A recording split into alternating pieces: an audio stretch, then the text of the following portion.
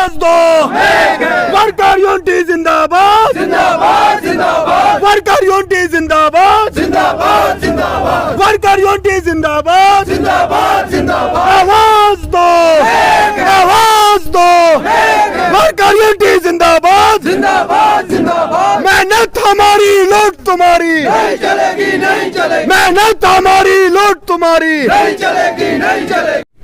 आदाब, straight line में आप सभी लोगों का बहुत बहुत स्वागत है।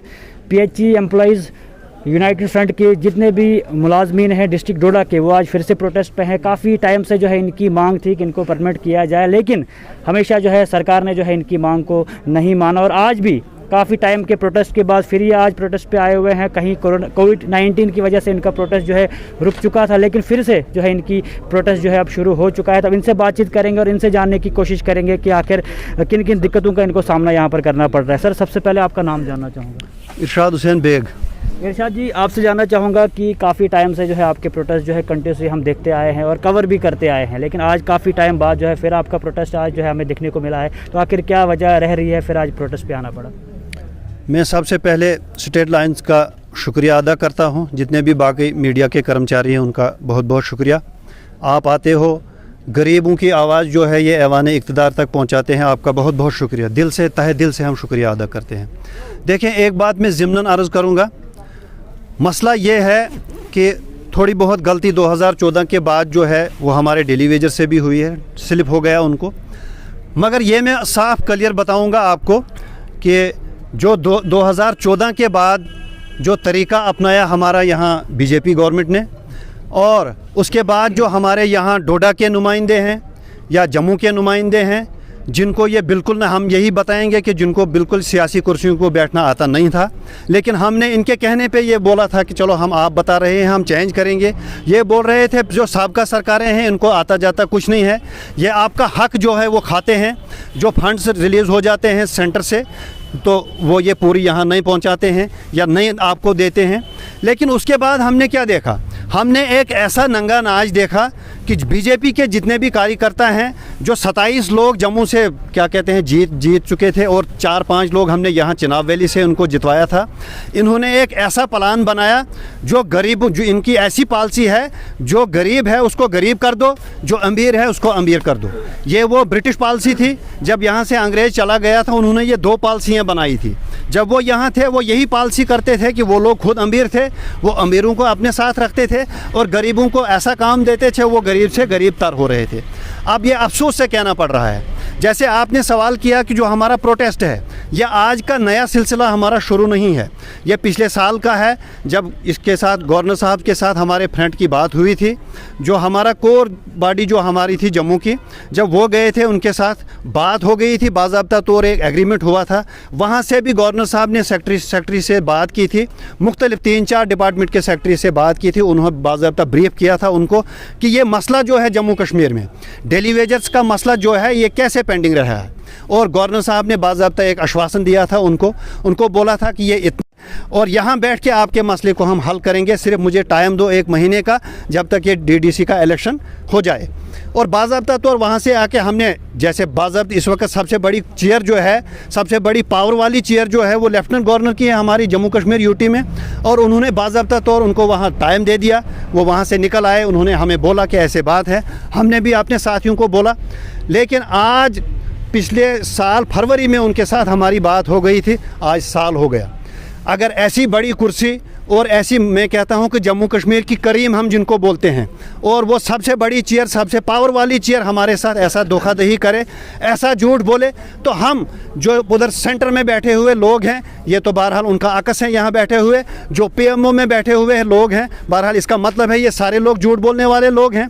तो हमने इनको बाज़ाब्ता तौर फ्रंट की तरफ से चेतावनी दी है कि अगर ये लोग इलेक्शन से पहले, क्योंकि अब हमें देखने को ये मिल रहा है कि आहिस्ता आहिस्ता ये रहे हैं कि ये जम्मू कश्मीर यूटी में इलेक्शन करने जा रहे हैं, और हम इस चीज़ के अगेंस्ट नहीं हैं कि यहाँ इलेक्शन न हो, इलेक्शन हो, लेकिन उससे पहले हमारी डिमांड जो है डेली वेजर्स की, 61,000 डेली वेजर जो इस वक्त कसमपुरसी की ज़िंदगी गुजार रहे हैं, गुरमत में हैं, मुफलसी इफलास में ज़िंदगी गुजार रहे हैं, अगर उनको रेगुलर नहीं किया तो ये मैं क्लियर करना चाहता हूँ अपनी फ्रंट की तरफ से भी, इनको हमने बोला है, यहाँ डोडा से भी हम इनको पैगाम देना चाहते हैं, ये इधर चिनाब वैली में भी और जम्मू जम्मू प्रोविंस में, खुसूसी तौर जम्मू क्या कहते हैं डिस्ट्रिक्ट में जितने भी ये कामयाब हुए लोग बीजेपी के हैं, ये इस ख्वाब गफलत से बेदार हो जाएं कि ये कभी जीत के बाहर नहीं जाएंगे। एक बंदे को भी हम जीतने नहीं देंगे। हमारे पास भी पॉलिसी है, हम भी इंसान हैं। अगर ये सियासत जानते हैं, अगर ये 100% सियासत जानते हैं, 80% हम लोग भी जानते हैं। अगर हमने इनको वोट दे के कुर्सी पे बिठाया है, हम इनको कुर्सी से नीचे भी उतार सकते हैं। तो आपसे ये जानना चाहूँगा, कहीं ना कहीं कहा जा रहा था कि 2014 के बाद जो है बदलाव होगा और ख़ास तौर पर 370 हटने के बाद जो है जम्मू कश्मीर में जो है बदलाव आएगा, तो क्या लगता है आपको किस तरह का बदलाव जो है यहाँ पर देखने को अभी मिल रहा है? देखें जी, बात ऐसे है, मैं यही बताऊंगा, हमने सिर्फ एक ही बदलाव देखा। इनकी पॉलिसी जो है वो यहाँ के जम्मू कश्मीर के नौजवानों के लिए बिल्कुल ज़ीरो है। और आप ये देख रहे हैं कि परसों ही इन्होंने वो एडवर्टाइजमेंट का जो चक्कर था, यहाँ पे जो एडवर्टाइजमेंट की थी, जो फार्म भरे थे यहाँ के नौजवान लड़कों ने, बेरोज़गारों ने, उनको वापस लिया। अब ये बोल रहे हैं कि इनको दोबारा वो एडवर्टाइजमेंट करनी है, क्या करना है क्या। ये हर चीज़ में सियासत लाते हैं।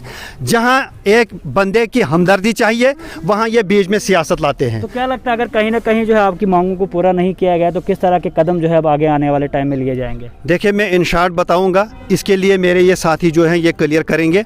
मैं ये बताऊंगा, उसके लिए हमने क्लियर किया है कि हम PDD की तर्ज पे यहाँ बाज़ाब्ता तौर हड़ताल करें। सारे लोग, सारे जितने भी हम PHE के परमानेंट लोग हैं या डेली वेजर हैं, हम काम छोड़ हड़ताल पे जाएंगे। अब मेरे साथी बताएंगे लास्ट। तो हम और भी लोग हैं, इनसे भी जानने की कोशिश करेंगे। आपका नाम?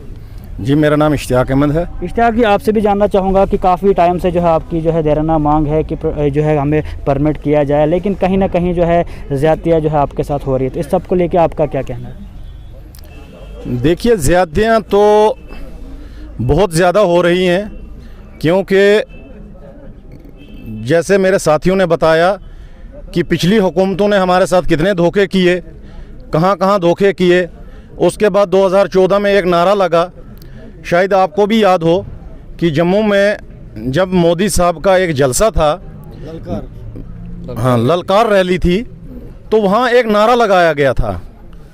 पहला था 370 हटाओ, दूसरा था जम्मू कश्मीर के डेली वेजर को, 61,000 डेली वेजर को रेगुलर करने का वहाँ नारा लगाया गया था। और बार बार इस बात को बताया गया था कि जम्मू कश्मीर के जितने भी डेली वेजर हैं, चाहे किसी भी महकमे से वो मुंसलिक हैं, उनको रेगुलर किया जाएगा। तो वो ललकार ही रही, बाकी उसमें से हमें इस वक्त तक 2014 से 2022 तक अब 8 साल होने जा रहे हैं उस बात को बताए हुए, जिस मुल्क के सरबरा, जिस मुल्क के हुक्मरान, जिस मुल्क के सबसे बड़े हुक्मरान झूठ बोलें, वहाँ गरीब की आवाज़ सुनेगा कौन? ये आप इस बात को एक मान कर रहे हैं कि जहां हम, जैसे हमारे इरशाद साहब ने अभी बताया कि हमारे साथ मनोज सिन्हा ने एक एग्रीमेंट किया कि 3 दिन के अंदर हम आपको कमेटी देंगे, 1.5-2 महीने के अंदर जैसे ही DDC इलेक्शन हो जाते हैं हम आपको एक पॉलिसी दे देंगे, हम आप लोगों के मसले हल करना शुरू कर देंगे। 1.5 साल होने जा रहा है उस बात को।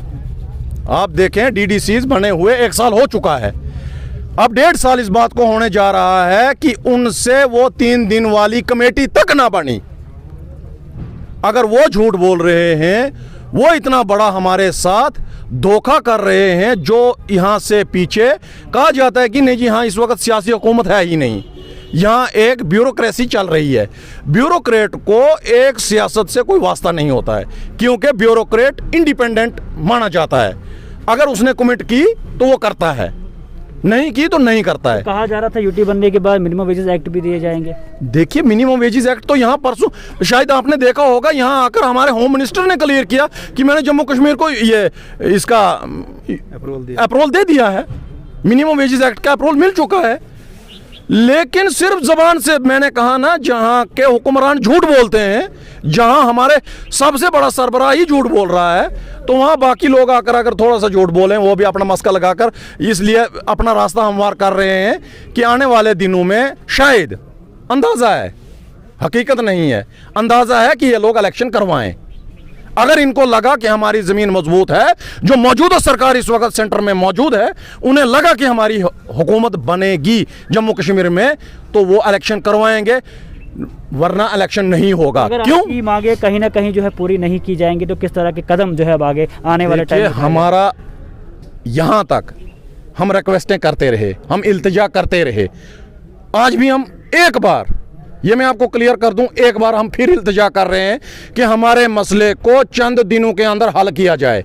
हमारे मसले को हल करना सिर्फ छोटी सी बात है कि इनके लिए एक रेगुलाइजेशन पॉलिसी जो है वो फ्रेम की जाए, बस क्लियर बात है। अगर नहीं हुई जैसे पीडीडी, आप देख रहे हैं पीडीडी ने पूरे जम्मू कश्मीर में बिजली बंद की, अंधेरा ही हुआ। उसके लिए हमारे पास जलाने के लिए चिराग तो है।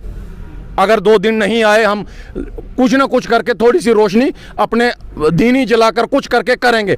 लेकिन अगर हमने पानी बंद किया, या बात चाहे वो कोई भी हमारी इस कुर्सी पे वो ब्यूरोक्रेट है या वो एलजी है, अगर हमने पानी बंद किया तो उनके बाथरूमों से जो बदबू आएगी वो उनको मालूम पड़ जाएगा कि हमारी पावर कितनी है। तो आप देख सकते हैं कि पीएचई के जितने भी मुलाजमीन हैं काफ़ी ज़्यादा जोश में, अगर इनकी मांगें पूरी नहीं की तो बहुत सख्त कदम जो है आगे उठाए जाएंगे। तो आपसे आखिर में जानना चाहूँगा कि आपका आखिर में किस तरह का मैसेज जो है गवर्नर इंतजामिया तक रहेगा? देखें जी, बात ऐसे है कि हमारी ये रिक्वेस्ट है, लास्ट रिक्वेस्ट हमारी ये है, जो हमारी यहाँ जम्मू कश्मीर यूटी की सबसे बड़ी चेयर है, हम फिर एक बार रिक्वेस्ट करते हैं, ये लड़ाई जो हमारी इस वक्त चल रही है हमारे बच्चों की लड़ाई है। डेली वेजर्स की एज जो है वो निकल चुकी है। अब हम सब लोग जो हैं 50 टच कर गए हैं, और अफसोस के साथ ये कहना पड़ता है कि गवर्नर साहब के आंखों के तले जो भी बंदा हमें यहाँ से रिटायर होता है, एक 10 रुपये का नोट लेकर भी वो यहाँ से न वो खाली हाथ जाता है, वो रोते रोते यहाँ से अपने घर चले जाता है। अगर इन लोगों के जहन में, इन लोगों को ये पता है कि इंसाफ भी किसी चिड़िया का नाम है, तो ये देखें कि ये हमारे बच्चों का जो ये मुस्तकबिल इस वक्त बिगाड़ने पे तुले हैं। कम से कम अपने बच्चों को ये देखें पहले कि बच्चे बराबर होते हैं, बच्चों का मुस्तकबिल आगे है। और लास्ट में एक बात मैं और ऐड करना चाहता हूँ, बीजेपी की ये बुलंद बांग दावे जो हैं कि हम जम्मू कश्मीर के लोगों को एक अच्छा मुस्तकबिल दे देंगे, हम जम्मू कश्मीर के युवा को एक अच्छा प्रोग्राम दे देंगे। क्या इनका यही अच्छा प्रोग्राम है कि अगर बच्चे अनपढ़ रहेंगे उन्होंने क्या करना है? फिर उन्होंने तो फिर आतंकवादी बनना है। जब एक बच्चे के हाथ में कंप्यूटर नहीं आएगा, पेन और दवात और क्या कहते हैं कापी नहीं आएगी, फिर तो उसने बंदूक ही उठानी है। लास्ट में उसका हाल तो वही है।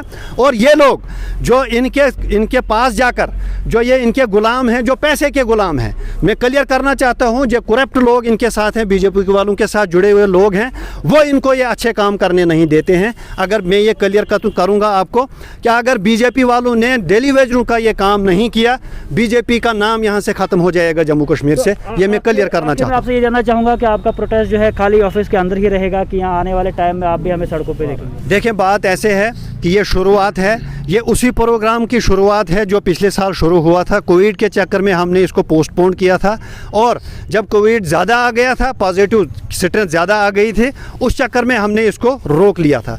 ये स्टार्ट हो गया। जैसे जैसे गवर्नमेंट हमारे साथ बर्ताव करेगी, हमारी एडमिनिस्ट्रेशन, हमारे चीफ साहब हमारे साथ बर्ताव करेंगे, हम इसमें तेज़ी लाते रहेंगे। अगर उन्होंने पॉजिटिव रिस्पांस दे दिया, गवर्नमेंट ने हमारे साथ पॉजिटिव रिस्पांस दे दिया, इन्होंने हमारे मसले को हल करने के लिए थोड़ी बहुत कोशिश की, हम भी उसी तरीके को प्रोग्राम को चलाएंगे। लेकिन इसको ख़त्म करने का, वाइंड अप करने का बिल्कुल सवाल ही नहीं है तब तक, जब तक न डेली वेजरों को पक्का करने के लिए जिस तरह के लॉलीपॉप जो है हर डिपार्टमेंट को दिया जा रहा है, तो उसी तरह का आपको भी दिया गया, तो कहीं ना कहीं आप भी फिर आपकी स्ट्राइक जो है बंद करें? देखें, बात ऐसे है कि हमने इनके लॉलीपॉप जो हैं 10 बार आज तक चूसे हैं। हमने इनको मज़ा देखा कि ये इनके लॉलीपॉप जो हैं वो झूठ के बनाए हुए होते हैं। हमारा लॉलीपॉप अब हमारी गवर्नमेंट को चूसना पड़ेगा, जो हम इनको दे देंगे, क्योंकि वो पानी के बगैर होगा। तो आप देख सकते हैं पीएचई एम्प्लॉय यूनाइटेड फ्रंट के जितने भी मुलाजमीन अभी डोडा के हैं, बिल्कुल प्रोटेस्ट पे बैठे हुए हैं, और काफ़ी सारी मांगे इनकी है। कहीं ना कहीं हम भी हमारे चैनल के माध्यम से उम्मीद करते हैं लेफ्टिनेंट गवर्नर मनोज सिन्हा जी से कि इस पे जो है तहकीकात की जाएगी, और इनके जितने भी मसले हैं उनको जल्द से जल्द जो है हल किया जाएगा। तो इसी के साथ दीजिए इजाज़त और जुड़ते रहे स्ट्रेट लाइन के साथ।